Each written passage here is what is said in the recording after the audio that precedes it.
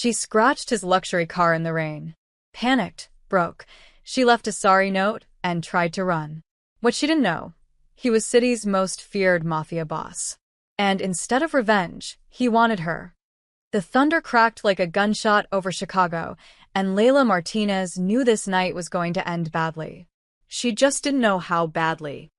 Rain hammered against her delivery bike helmet as she squinted at her phone's cracked screen. $3.47 in tips after 8 hours of racing through the storm. The math was brutal. She needed at least $50 tonight to avoid getting another threatening notice from her landlord. One more delivery, she whispered, her breath fogging inside her helmet. Just one more. The GPS led her into the warehouse district, where streetlights were more suggestion than reality. Her bike's headlight cut through the darkness like a dying flashlight, illuminating nothing but rain and shadows. The address seemed wrong. Who ordered pizza to a place like this? She turned into what looked like an alley, following the blue on her screen. The narrow passage was so dark she could barely see 3 feet ahead. Something felt wrong, but Layla had learned long ago that when you're broke, you don't get to trust your instincts. You just survive. That's when she saw it. A sleek black car materialized from the shadows like something from a nightmare, parked sideways, blocking half the alley. She yanked her handlebars hard right, but the rain had turned the asphalt into an ice rink. Her bike skidded sideways, and she heard the sickening scrape of metal against metal. The sound echoed through the alley like a scream. Layla's heart stopped. She stumbled off her bike, rushing to the car's side where a 3-inch scratch now marred the perfect black paint. Even in the dim light, she could tell this wasn't just any car. This was the kind of vehicle that cost more than most people's houses. "Oh God, oh God, oh God," she muttered, pulling out her phone to use as a flashlight. The scratch looked even worse up close, cutting through what appeared to be a custom paint job. Her hands shook as she grabbed a napkin from her delivery bag and scribbled a note. "I'm so sorry. I'll pay for repairs. Please call me, Layla." She added her number and tucked it under the windshield wiper. She was turning to leave when she heard footsteps echoing through the alley. Slow, deliberate, getting closer. "Leaving so soon?" The voice was smooth as whiskey and twice as dangerous. Layla spun around to face a man emerging from the shadows. Tall, broad-shouldered, with dark hair and eyes that seemed to see right through her soul. His expensive suit looked completely out of place in the grimy alley, yet somehow he belonged to this darkness.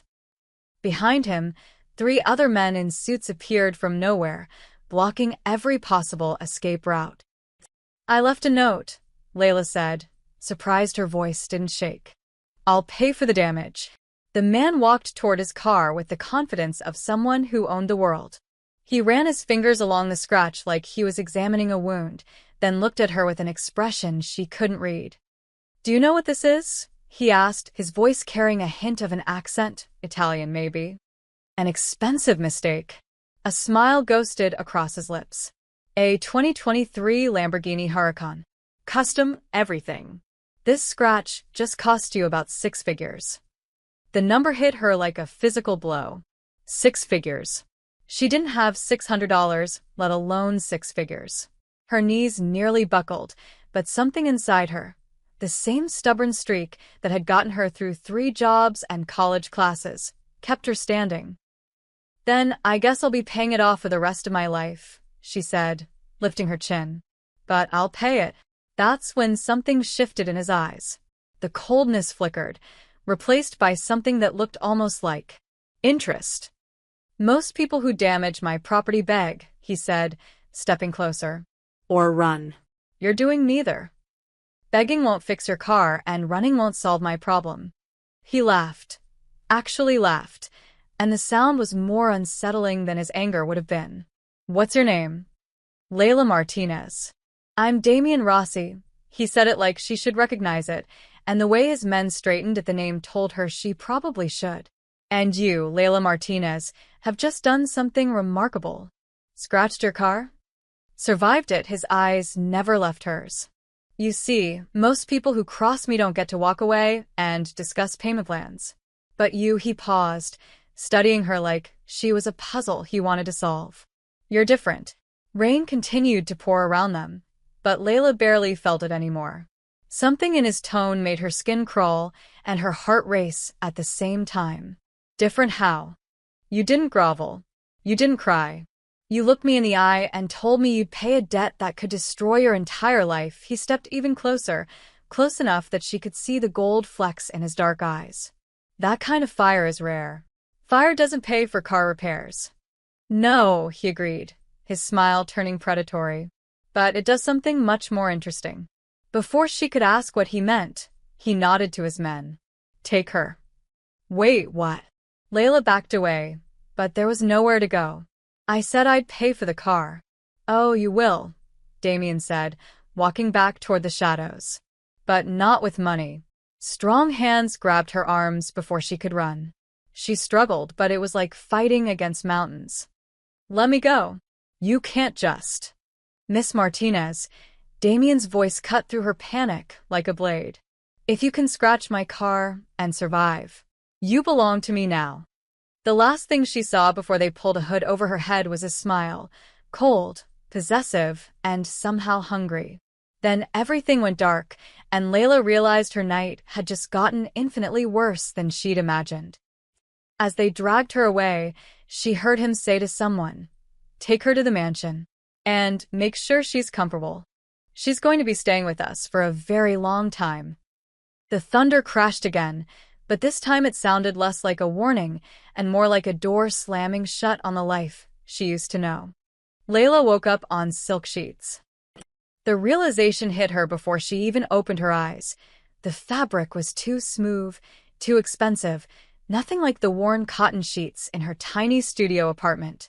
Her head throbbed, and when she tried to move, every muscle in her body screamed in protest. She bolted upright, her heart hammering as memories flooded back. The alley, the scratch, Damien Rossi's predatory smile, the hood over her head. The room around her was like something out of a movie. Massive windows draped in heavy curtains, antique furniture that probably cost more than her college tuition, and a chandelier that threw prismatic light across cream-colored walls. It was beautiful and terrifying all at once. You're awake. Layla spun toward the voice and found Damien leaning against the doorframe, still in that perfect suit despite whatever time it was. He looked completely relaxed, like kidnapping college students was just another Tuesday for him. Let me go. Her voice came out stronger than she felt. Right now. Good morning to you too, he said, stepping into the room. In the daylight streaming through the windows, she could see him more clearly. Sharp cheekbones, eyes that seemed to catch every detail, and a scar that ran along his left temple. How did you sleep? How did I? She stared at him in disbelief. You kidnapped me. You can't just. I can do whatever I want, Layla. His voice was calm, matter of fact. This is my world, and in my world, I make the rules. She scrambled off the bed, putting distance between them. This is insane. You can't keep me here over a car scratch. This isn't about the car anymore. He moved closer, and she noticed he walked with the fluid grace of a predator. This is about you. Me? You don't even know me. I know enough. His eyes traveled over her face like he was memorizing every detail. I know you work 3 jobs to pay for school. I know your father left when you were 12 and your mother died 2 years ago. I know you're 1 semester away from graduating with a degree in social work because you want to help people. The blood drained from her face. How do you? I make it my business to know everything about people who interest me. He was close enough now that she could smell his cologne. Expensive, masculine, dangerous. And you, Layla Martinez, interest me very much. Before she could respond, a knock echoed through the room. Come in, Damien called without taking his eyes off her. A man entered who was the complete opposite of Damien's controlled elegance. Tall, broad, with cold blue eyes and a face that looked like it had seen too many fights. He glanced at Layla with open disgust. This is Victor Kane, my right-hand man, Damien said. Victor, meet Layla. Victor's lips curled into something that might have been a smile on anyone else but looked like a threat on him. The girl who scratched the boss's car, his voice carried a slight southern drawl. You're causing quite a stir. Victor thinks you're a liability, Damien said conversationally. He believes I should have handled this differently. The way Victor's hand moved toward his jacket made it clear what differently meant. Layla's knees went weak. But I told him, Damien continued, that you're under my protection now. Aren't you, Layla? It wasn't really a question. I want to go home. This is your home now. Damien's tone was gentle, but there was steel underneath. You're safe here, but you're not free. Do you understand the difference? Safe from what? Victor and Damien exchanged a look that made her stomach drop. From people who would use you to hurt me, Damien said finally. The moment you entered my world, you became a target. I didn't enter your world. I scratched your car by accident. Accidents have consequences. He reached out and touched her cheek, and she was horrified by the way her skin tingled at the contact. Sometimes beautiful ones. She jerked away from his touch. You're insane. Probably, he smiled, and for a moment, he looked almost boyish. Maria will bring you breakfast. I suggest you eat. You'll need your strength. For what? For adjusting to your new life. He headed toward the door, Victor following. Oh, and Layla? Don't try to leave. For your own safety. The door closed with a soft click, and she heard the unmistakable sound of a lock turning. Layla ran to the windows, pushing aside the heavy curtains. The view took her breath away. Manicured gardens stretched for acres, surrounded by high walls topped with razor wire. She was 3 stories up with no fire escape in sight. But as she studied the grounds, something else caught her attention. A black SUV parked just outside the main gate, and another one across the street. Men in dark clothing stood near them, watching the mansion with the patience of hunters. Her blood ran cold. Damien had said she was a target now. Were those his enemies? A soft knock interrupted her thoughts. Miss Martinez? A woman's voice, gentle and accented. I have breakfast for you. A middle-aged Latina woman entered, carrying a silver tray. She had kind eyes and worry lines around them. I'm Maria, she said, setting the tray on a small table. I manage the household. Maria, please, Layla rushed to her. You have to help me. I don't belong here. Maria's expression grew sad. Child, I wish I could. But Mr. Rossi, when he decides something, that's how it is. Best you can do is try to understand him. Understand him? He kidnapped me. He also saved your life, Maria said quietly. Those men outside? They've been watching for 2 days. If you were still in your apartment, she shuddered. Mr. Rossi has enemies. Dangerous ones. After Maria left, Layla sat on the bed, her mind racing. 2 days. She'd been unconscious for 2 days? And there were people watching the mansion, people who apparently wanted to hurt her to get to Damien. She thought about her tiny apartment, her delivery job, her normal life that now seemed like a dream. Then she looked around the luxurious prison where she'd apparently become a pawn in some deadly game she didn't understand. One thing was certain, she had to find a way out of this before it got her killed. Across the city, in a penthouse that rivaled Damien's mansion in luxury but surpassed it in coldness, Marco Valenti studied the photographs spread across his marble desk. Each image showed the same thing, Damien Rossi's heavily guarded compound, and a young woman with dark hair visible through an upstairs window. You're certain it's her? Marco asked, his voice carrying the faint rasp of a lifelong smoker. Unlike Damien's refined appearance, Marco looked like what he was, a street fighter who'd clawed his way to the top through brutality and cunning. Scars marked his hands, and his nose had been broken so many times it sat crooked on his face. Positive, boss Tony Ricci, his lieutenant, pointed to the clearest photo. Layla Martinez. 22, college student, nobody special. But Rossi's got her locked up tighter than Fort Knox. Marco's laugh was like broken glass. Nobody special, huh?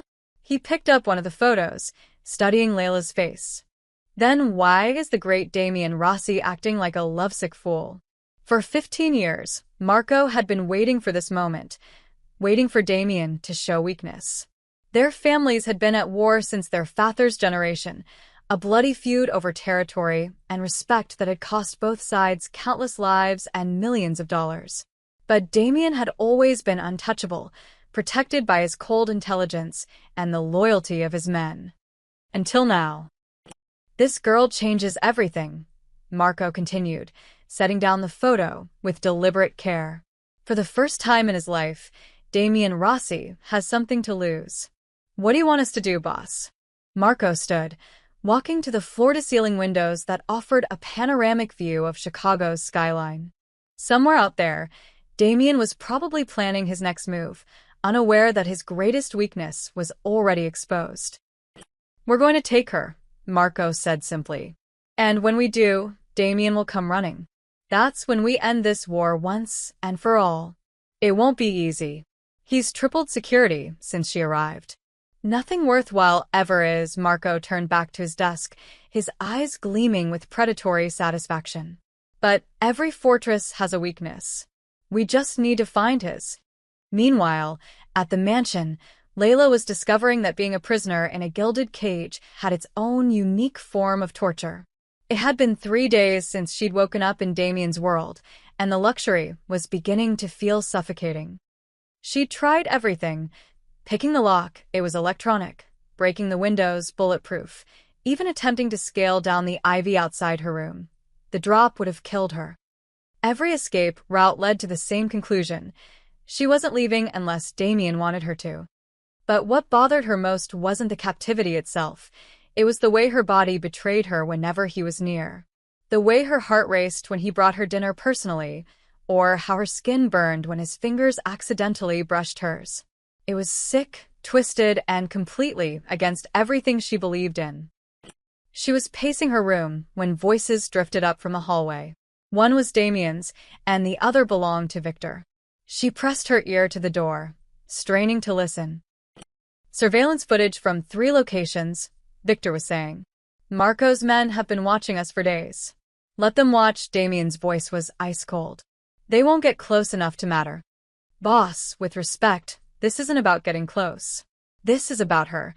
Victor's contempt was clear even through the door. The girls made you soft. Every family in Chicago can see it. Watch your tone, Victor. Someone has to say it. You've turned this place into a fortress over some random college girl. Marco's already putting the word out, says you've finally found something worth dying for. There was a long pause that made Layla's blood run cold. Maybe I have, Damien said finally. Double the guard rotations. I want eyes on every approach to this property. And Victor, if anything happens to her, I'll hold you personally responsible. And if this war costs us everything, if Marco uses her to destroy everything we've built, then that's my choice to make. Footsteps echoed down the hallway, moving away from her door. Layla stepped back, her hands shaking. A war. She was causing a war between 2 crime families, and people were going to die because she'd scratched a car. The weight of it hit her like a physical blow. She sank onto the bed, burying her face in her hands. How many people would get hurt because of her? How many families would lose fathers, sons, brothers? An hour later, Damien appeared in her doorway with dinner. He looked tired, stress lines etched around his eyes that hadn't been there before. You look pale, he observed, setting the tray on her table. Maria made your favorite chicken parmesan. How do you know what my favorite is?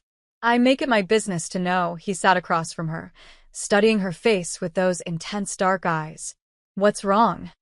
For a moment, she considered lying, but the guilt was eating her alive. I heard you talking to Victor, she said quietly. About Marco Valenti. About the war. Damien's expression didn't change, but something flickered in his eyes. What did you hear? Enough, she stood, pacing to the window. People are going to get hurt because of me. Because you won't let me go. People get hurt in my world regardless, he said, his voice carefully neutral. This changes nothing. Liar, she whirled to face him. Victor's right, isn't he?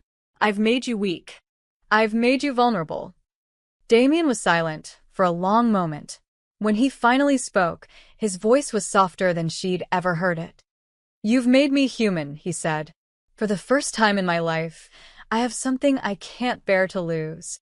The confession hung between them like a loaded gun. Layla stared at him, seeing not the cold Mafia boss who'd kidnapped her, but a man who looked lost and desperate and completely out of his depth.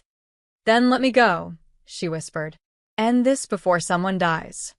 "I can't," he stood, moving toward her with that predatory grace. "I won't, even if it destroys you." His hand cupped her cheek, thumb brushing across her skin with devastating gentleness. Even then, as he left her alone with her guilt and growing, unwanted feelings, Layla realized the truth that terrified her most. She was starting to understand him. And worse, she was starting to care what happened to him too. The plan came to Layla at 3 a.m. while she lay staring at the ceiling, unable to sleep for the third night in a row. She couldn't stop the war, but she could remove herself from the equation. If she wasn't here, Marco would have no leverage over Damien. People would stop dying because of her. It was Maria who made it possible. "You look tired, Mija," the older woman said the next morning as she brought breakfast. Her kind eyes were filled with worry. "This life. It's not meant for someone like you." "Maria," Layla said carefully, "if someone wanted to leave this place, hypothetically, how would they do it?" Maria's face went pale. "Miss Layla, you can't be thinking. People are going to die because of me. I heard Damien and Victor talking about a war. How many families will lose someone because I'm here?" Maria set down the tray with shaking hands. "Mr. Rossi, he's not a bad man. Not in his heart. But his world," she shook her head. "It consumes everything it touches. Then help me leave before it consumes me too." For a long moment, Maria stared at her with conflicted eyes. Then she sighed deeply. "The laundry truck comes every Tuesday at 2 p.m. The guards barely check it because it's been the same driver for 5 years. But child, if you're caught, I won't be. Mr. Rossi will be furious. Not just at you, at everyone who let this happen. Then make sure you're not working when it happens. Take the afternoon off. Go visit your sister, like you've been wanting to." Maria's eyes filled with tears. "You're asking me to betray a man who's protected my family for 10 years. I'm asking you to save lives." Layla reached for the woman's hands. "Please." Tuesday came with a storm threatening on the horizon. Layla had spent the morning acting normal, eating breakfast, reading in the library, even engaging in polite conversation when Damien stopped by to check on her. She hated how easily the lies came, how natural it felt to smile while planning her escape. At 1:45 p.m., she made her move. The hallways were quieter than usual. Maria had apparently convinced several other staff members to take the afternoon off with her.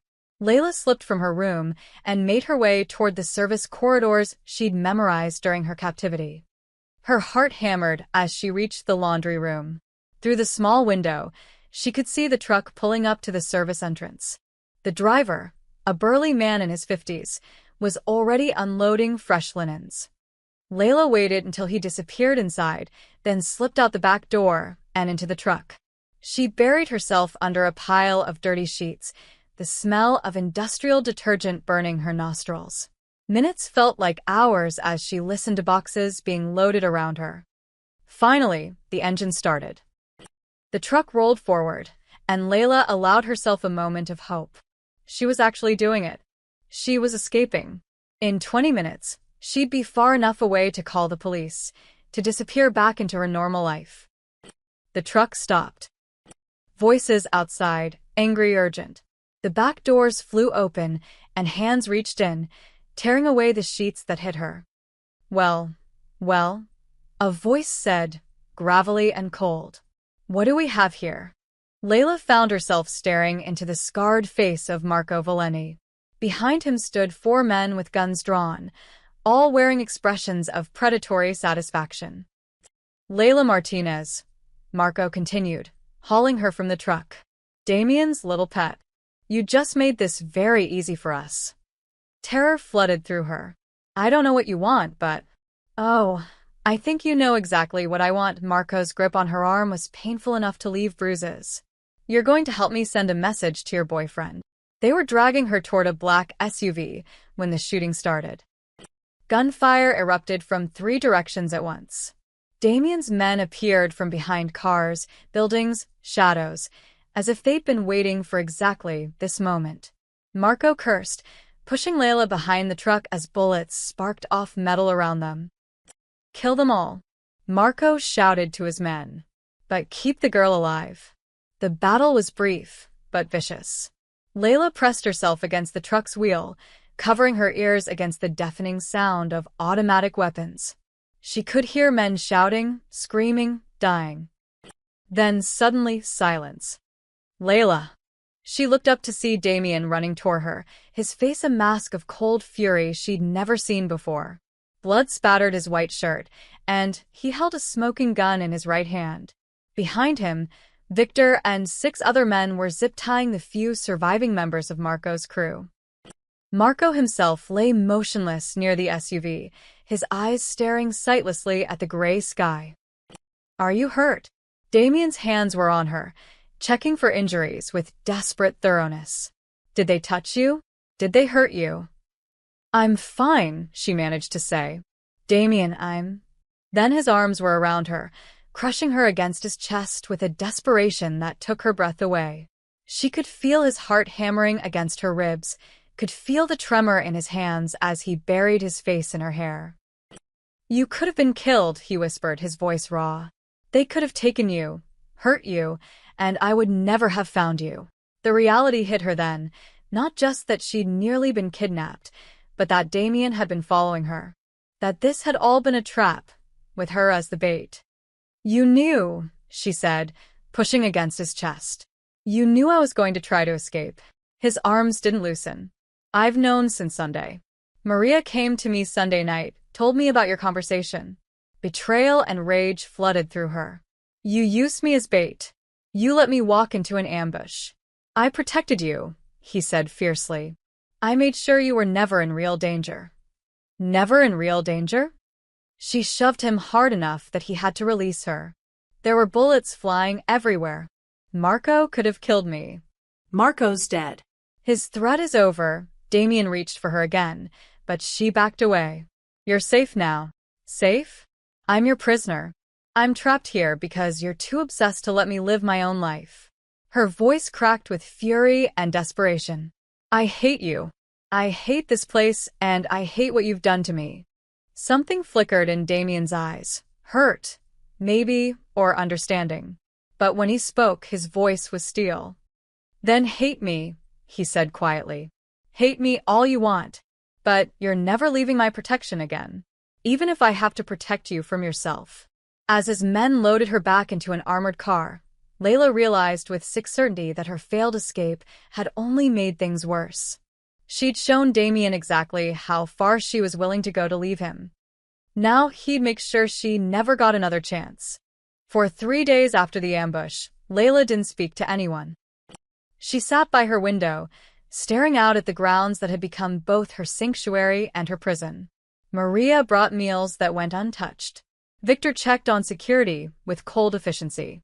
And Damien kept his distance, though she could feel his presence like a shadow at the edge of her awareness. The grief hit her in waves, not just for her lost freedom, but for the life she'd planned, the future that had been stolen from her. She was supposed to graduate in 2 months, supposed to start her internship at the community center, supposed to help kids who'd grown up like she had. Instead, she was trapped in a world of violence and obsession, watching the rain streak down bulletproof windows. On the 4th day, Damien finally came to her. "You need to eat," he said quietly, settling into the chair across from her untouched breakfast. He looked tired, dark circles under his eyes, stubble shadowing his jaw. For the first time since she'd known him, his perfect composure seemed cracked. "Why?" she asked without turning from the window. "So I'll have the strength to be your prisoner? So you'll have the strength to live?" Something in his tone made her look at him. The cold mask was gone, replaced by something that looked almost like concern, regret. "I know you hate me," he continued, "and maybe you should, but hate me alive, not dead." She wanted to stay angry, wanted to hold onto the fury that had sustained her for days. But sitting there, looking at him, she felt something crack inside her chest. "I had plans," she whispered. "I was going to work with kids who grew up in foster care like I did. Kids who needed someone to believe in them." Tears she'd been holding back for days finally spilled over. "Now what am I? Just another casualty of your world." Damien was quiet for a long moment. "Show me," he said finally. "What?" "Your plans. Show me what you wanted to do." She stared at him, confused. "Why would you?" "Because I want to understand." He leaned forward, and she was startled by the sincerity in his dark eyes. "Show me who you were before you met me." An hour later, Layla found herself in Damien's study, surrounded by computers and files she probably wasn't supposed to see. She'd pulled up the website for Sunshine Children's Home, the orphanage where she'd been planning to do her internship. "This is it," she said, pointing to pictures of smiling children on the screen. "They serve kids who've aged out of foster care, help them transition to independence. I was going to run their mentorship program." Damien studied the screen with intense focus. "Tell me about it." Despite herself, Layla felt her passion returning as she explained her ideas: support groups, job training, college prep. As she talked, she noticed Damien making notes on a legal pad, his expression thoughtful. "What are you doing?" she asked. "Research." He set down his pen and looked at her with an unreadable expression. "Come with me tomorrow. I want to show you something." The next morning, they drove through Chicago's South Side in an unmarked car, Victor following at a discreet distance. Layla watched the familiar neighborhoods blur past, places that reminded her of her own childhood, where hope was a luxury most couldn't afford. They stopped at a nondescript brick building with a simple sign: St. Catherine's Home for Children. "Why are we here?" Layla asked as Damien led her up the front steps. "You'll see." Inside, chaos ruled. Dozens of children aged 5 to 17 filled every available space, doing homework, playing games, arguing over television channels. The walls were painted in bright colors, but the furniture showed its age, and several windows were boarded up. "Mr. Ross." A woman in her 60s hurried over, her face lighting up. "We weren't expecting you today." Layla noticed she called him Ross, not Rossi. "Sister Margaret, I'd like you to meet Layla Martinez. She's a friend who's interested in youth services." As Sister Margaret gave them a tour, Layla began to understand. The new computer lab, donated anonymously last year. The renovated kitchen, funded by a private benefactor, the college scholarship fund that had sent 12 kids to university. "Your mysterious donor has been a godsend," Sister Margaret was saying. "Without his support, we would have closed 2 years ago." Damien remained silent, but Layla saw the way his eyes softened when the children ran up to greet him. How a little girl with pigtails hugged his legs without fear. How he crouched down to listen to a teenage boy explain his science project with patient attention. On the drive back, Layla stared at him with new eyes. "How long?" she asked. "How long what? How long have you been supporting that place?" His hands tightened on the steering wheel. 8 years. "Why?" For several blocks, he didn't answer. Then, quietly, "Because I used to be one of those kids." The confession hung between them like a bridge neither was ready to cross. That night, Damien found her on the mansion's balcony, wrapped in a blanket and staring at the stars. He approached slowly, like she might bolt if he moved too fast. "You don't have to tell me," she said without looking at him, "about your childhood." "Maybe I want to." He settled against the railing beside her, close enough that she could feel his warmth but not touching. "My parents died when I was 7. Car accident, or so I was told. I spent 5 years bouncing between foster homes and group facilities." "What happened when you were 12? His smile was bitter. "Vincent Rossi found me, took me in, gave me his name. Said he saw potential in a kid who'd learn not to trust anyone. He wasn't your real father. He was the only father I knew. He taught me that power was the only thing that kept you safe. That if you let people close, they'd either leave you or use your feelings against you." Damien turned to face her fully. He was right about most things.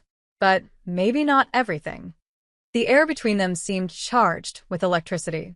Layla found herself studying the sharp lines of his face in the moonlight, remembering how he'd held her after the ambush, how his hands had shaken with fear for her safety. "You're not what I expected," she admitted softly. "What did you expect?" "A monster." She tucked a strand of hair behind her ear, suddenly self-conscious. But monsters don't run secret charities. They don't remember that a little girl likes her pancakes shaped like butterflies. His eyes dropped to her lips, then back to her eyes. "Maybe I am a monster. Maybe I'm just a monster who wants to be better for you." The honesty in his voice made her breath catch. Without thinking, she stepped closer, drawn by something she couldn't name. He reached up, cupping her face with hands that could kill but touched her like she was made of spun glass. "Layla," he whispered, and her name on his lips sounded like a prayer. She should pull away, should remember that he was her captor, that he'd stolen her life and her choices. But when she looked into his eyes, she saw the boy who'd learned not to trust anyone, the man who hid his kindness behind ruthless efficiency. She saw someone as trapped as she was, just in a different kind of cage. The moment stretched between them, full of possibilities and dangers she wasn't ready to name. Then a phone buzzed, breaking the spell. Damien stepped back, the cold mask sliding back into place as he answered. "What is it, Victor?" Layla couldn't hear the words, but she saw Damien's expression harden. "I'll be right there," he said, ending the call. He looked at her with something that might have been regret. "I have to go. Business." As he walked away, leaving her alone on the balcony, Layla pressed her fingers to her lips and wondered when everything had become so complicated. She still wanted her freedom, would always want it. But now she wanted something else too, something that terrified her more than any cage. She wanted to understand the man who'd stolen her heart along with her liberty. Victor Kane stood in the shadows of the parking garage, his phone pressed to his ear as rain drummed against the concrete above. On the other end of the line, a voice with a thick Brooklyn accent was giving him instructions he'd never thought he'd follow. "You sure about this, Kane?" Tony Ricci, Marco's former lieutenant, asked. "Once we move, there's no going back." Victor's jaw clenched. "I'm sure." Damien's lost his edge. "That girl has made him weak, reckless. If this continues, we'll all be dead within a year. And you think betraying him will save your organization? I think removing the distraction will save what's left of the man I've followed for 10 years. Victor watched rainwater cascade down the garage's entrance. Marco had it right. She's his weakness. But Marco was too impatient, too sloppy. "So, what are you proposing?" "You take the girl. Clean, quiet. Make it look like an outside job." Victor's voice was steady, but his hands shook slightly. "Once she's gone, Damien will remember who he really is. And if he comes after us, he won't know it was me. I'll help him hunt for her, feed him false leads. By the time he realizes the truth, it'll be too late to matter." Tony was quiet for a moment. "You're asking me to start a war with one of the most dangerous men in Chicago. I'm asking you to help me save him from himself." After ending the call, Victor sat in his car for a long time, staring at his reflection in the rearview mirror. He'd been Damien's right hand for a decade, had pulled him out of more firefights than he could count. But the past month had changed everything. Damien was making emotional decisions, taking unnecessary risks, turning their operation into a fortress centered around protecting one insignificant girl. It had to end. 2 floors above the garage, Damien stared out his office window, a strange unease settling in his chest. Something felt wrong, not wrong enough to identify, but present like a low-frequency hum at the edge of his consciousness. He'd just finished reviewing security reports when Victor knocked on his door. "Come in." Victor entered with his usual military bearing, but something in his posture seemed different. More rigid, more formal. "Boss, I think we should consider moving the girl," Victor said without preamble. "My sources say there's still chatter on the streets. Marco's people haven't all been accounted for." Damien turned from the window. "What kind of chatter?" Nothing specific, but Victor shrugged. Call it instinct. This place has been her home for too long. Patterns make targets. For a moment, Damien studied his oldest friend's face. Victor was right, they'd gotten comfortable. Maybe too comfortable. And Damien's feelings for Layla had definitely clouded his judgment about security protocols. Where would you suggest? The safe house in Lake Forest. Remote, secure, only 3 of us know its location. Damien nodded slowly. Set it up. We move her tomorrow night. Already done. Transport will be ready at 2,200 hours. After Victor left, Damien couldn't shake the feeling that something was off. Victor had been pushing to move Layla for weeks, but tonight felt different. More urgent. More final. He made a mental note to review the security footage from the past few days. The attack came at 2:15 a.m. Layla jolted awake to the sound of automatic gunfire echoing through the mansion. Emergency lights bathed her room in red, and she could hear men shouting orders in the hallways below. Her door burst open, and Damien appeared, hair disheveled, shirt partially unbuttoned, gun in hand. We need to go. Now he grabbed her arm, pulling her from the bed. There's been a breach. What's happening? Marco's people.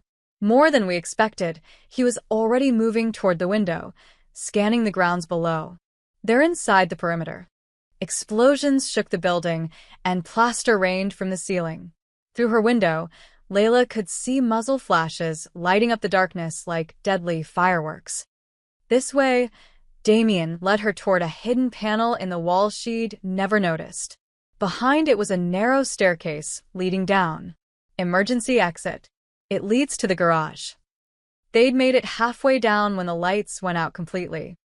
In the darkness, Damien's hand found hers, squeezing tightly. Stay close. Whatever happens, don't let go. They emerged into the garage to find chaos. Bodies of Damien's men lay scattered across the concrete, and the air was thick with smoke and the smell of gunpowder. Victor stood near the exit with 5 men Layla didn't recognize, all pointing weapons at them. Victor?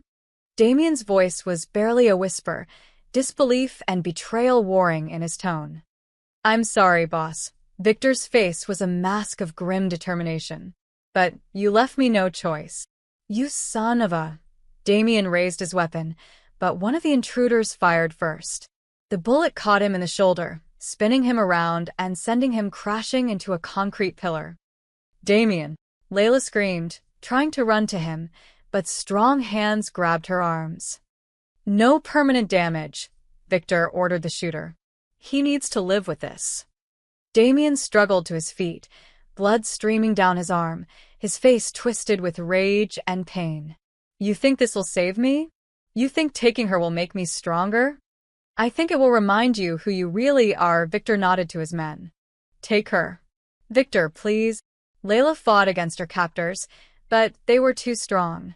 You don't understand. This won't help him. This will destroy him. Maybe, Victor said quietly. But it'll also save what's left of our organization. As they dragged her toward a waiting van, Layla heard Damien roar her name with the fury of a wounded animal. The sound echoed through the garage like a promise of vengeance, and she knew that whatever Victor thought he was accomplishing, he'd just signed all their death warrants. The van doors slammed shut, cutting off her view of Damien, trying desperately to crawl toward her despite his wounds. As they drove away from the burning mansion, Layla realized she wasn't crying for her lost freedom anymore. She was crying because she'd finally understood what Damien meant to her, just in time to lose him. In the smoking ruins of his garage, Damien Rossi knelt in a pool of his own blood and made a promise that would shake Chicago to its foundations. Victor thought he'd save their organization by removing a distraction. Instead, he'd just unleashed something far more dangerous than a man in love. He'd created a man with nothing left to lose. The warehouse smelled like rust and fear. Layla had been tied to a chair in the center of the cavernous space for what felt like hours, her wrists raw from the rope and her head pounding from whatever they'd used to keep her unconscious during transport. Tony Ricci paced in front of her like a caged animal, his scarred face twisted with frustration. The remaining members of Marco's crew lounged around the warehouse, but their casual postures didn't hide the tension in their eyes. They all knew what was coming. "He's going to find me," Layla said, her voice steady despite the terror clawing at her chest. "And when he does, you're all dead." Tony stopped pacing and backhanded her across the face. The sharp crack echoed through the warehouse, and blood trickled from her split lip. "Your boyfriend ain't coming for you, princess," Tony snarled. "He's probably bleeding out in that fancy mansion of his. You don't know Damien." Layla met his eyes without flinching. "Hurting me won't make him weak. It'll make him unstoppable. We'll see about that." But even as Tony tried to project confidence, Layla could see doubt creeping into his expression. Reports had been filtering in all morning, Damien's men hitting every known Ricci safe house, every ally who'd ever done business with Marco's organization. Bodies were piling up across the city, and each death brought Damien closer to this warehouse. 3 hours later, the first explosion shook the building. Damien moved through the warehouse district like death itself, leaving a trail of bodies and burning buildings in his wake. His shoulder was on fire where the bullet had torn through muscle, but the physical pain was nothing compared to the agony of knowing Layla was somewhere in this maze of concrete and steel, afraid and alone. He'd already hit 6 locations, extracting information from anyone who might know where Tony had taken her. Some talked immediately. Others required persuasion. None of them survived to regret their association with Marco's crew. The 7th warehouse sat at the end of a dead-end street, surrounded by rusted shipping containers and abandoned cars. It looked empty, unremarkable, which made it perfect for hiding someone. Damien studied the building through his scope, from 3 blocks away. 2 guards at the main entrance, at least 1 sniper on the roof, probably more inside. A fortress, but not an impregnable one. He'd brought 12 men, everyone he could trust after Victor's betrayal. They moved like ghosts through the industrial wasteland, positioning themselves around the warehouse with military precision. "Alpha team in position," came the voice in his earpiece. "Bravo team ready." Charlie team locked and loaded. Damien checked his weapons one final time. 2 pistols, a tactical shotgun, and enough ammunition to start a small war. Which he supposed was exactly what this was. "Light it up," he ordered. The assault began with controlled explosions that blew out the warehouse's windows and plunged the interior into chaos. Smoke grenades followed, filling the space with thick gray clouds that turned visibility to 0. Layla heard Tony shouting orders, heard his men scrambling for positions, heard the distinctive sound of weapons being readied for battle. But through it all, she found herself smiling. He'd come for her, just like she'd known he would. The gunfight that followed was brief, but vicious. Damien's men were professionals, disciplined and coordinated. Tony's crew were street thugs, dangerous but undisciplined. The outcome was never really in doubt. When the smoke began to clear, Damien appeared through the haze like an avenging angel. His clothes were torn, his face streaked with smoke and blood, but his eyes burned with cold fury as they found her across the warehouse. "Let her go, Ricci," he called out, his voice echoing through the space. Tony emerged from behind a shipping container, holding a gun to the back of another man's head, one of Damien's soldiers who'd been caught in the crossfire. "I don't think so," Tony replied. "You want her? You're gonna have to go through me, and everyone I got left. If that's what it takes." What happened next was like watching a force of nature unleashed. Damien moved with inhuman speed and precision, his weapons becoming extensions of his will. He flowed through the warehouse like water, adapting to every obstacle, every threat. One by one, Tony's remaining men fell. Some tried to run. Some tried to fight. None of them made it to the exits. Finally, it was just Damien and Tony, facing each other across the warehouse floor while Layla watched from her chair, still bound but no longer afraid. "You did this to yourself," Tony said, desperation creeping into his voice.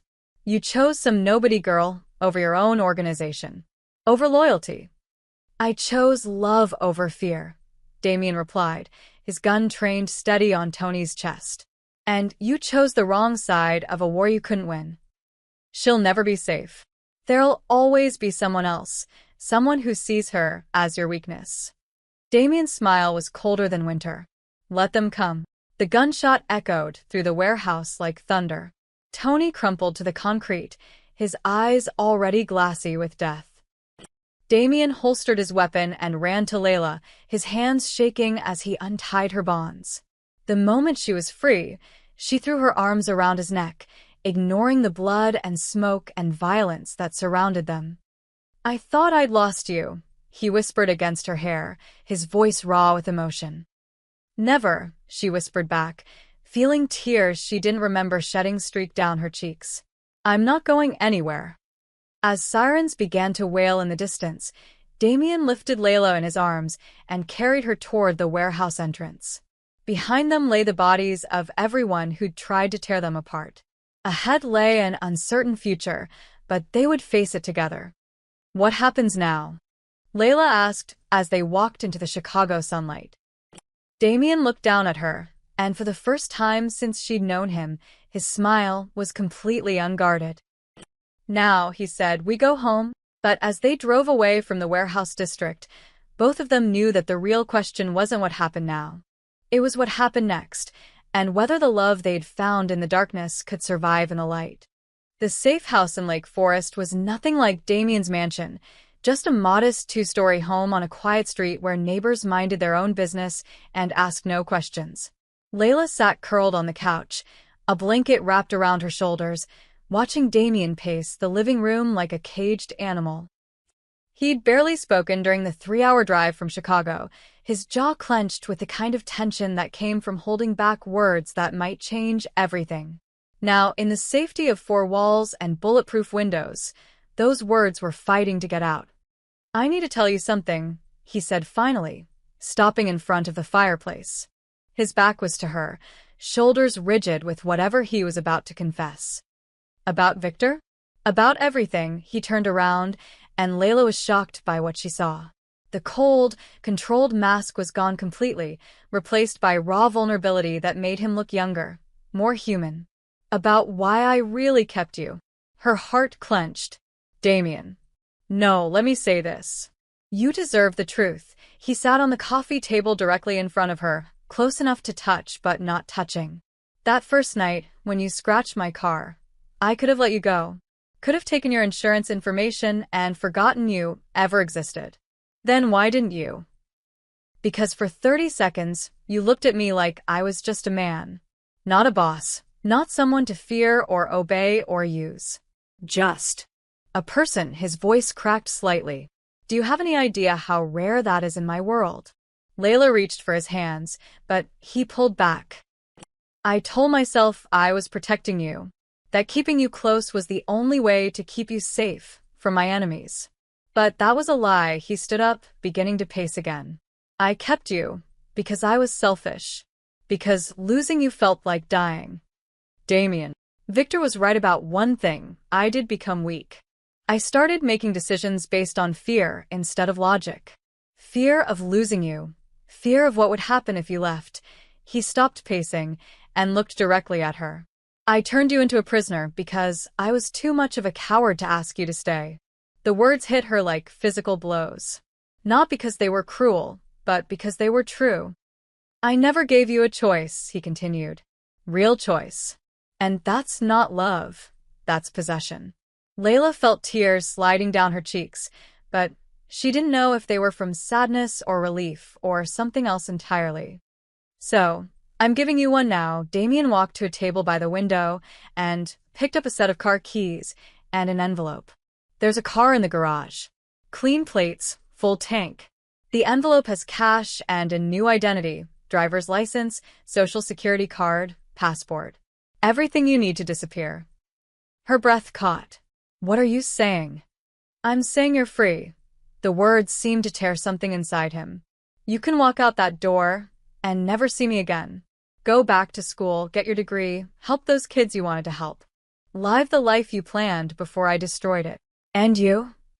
His smile was heartbreaking. I'll make sure no one ever comes after you. I have enough enemies to keep me busy without creating new ones." Layla stared at the keys in his outstretched hand, her mind reeling. This was what she'd wanted from the beginning, her freedom, her life back, the chance to choose her own path. All she had to do was take the keys and walk away. "What if I don't want to go?" she whispered. "Then you're not thinking clearly." His voice was gentle but firm. "Layla, my world is violence and death and constant danger. You've seen what happens to people who get close to me. Is that really the life you want?" She thought about the warehouse, about Victor's betrayal, about the bodies scattered across Chicago because of her. She thought about the fear and the blood and the constant knowledge that tomorrow might not come. Then she thought about the orphanage, about Damien crouching down to listen to a child's science project. She thought about his hands shaking when he held her after the ambush, about the way he'd said her name like a prayer on the balcony. "You're right," she said, and watched his face crumble. "Your world is dangerous and violent and terrible." She stood up, walking toward him with purpose. "But it's also where you are," she continued, her voice growing stronger with each word. "And you're the man who sees potential in throwaway kids. Who remembers that I like my pancakes shaped like butterflies. Who is willing to start a war to get me back." "Layla." "I spent my whole life being invisible," she said, now standing directly in front of him. "Foster families who never really saw me, teachers who wrote me off, a world that taught me I wasn't worth fighting for. But you looked at me and saw something worth dying for." She took the keys from his hand, and for a moment his eyes filled with hope. Then she set them on the table behind him. "I don't want safe," she said, reaching up to cup his face in her hands. "I don't want easy. I want you." "You don't know what you're saying."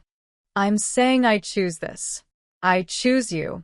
I choose us," she smiled through her tears. "Not because you made me, not because I'm afraid to leave, but because this is where I belong." When he kissed her, it was like coming home and starting an adventure all at the same time.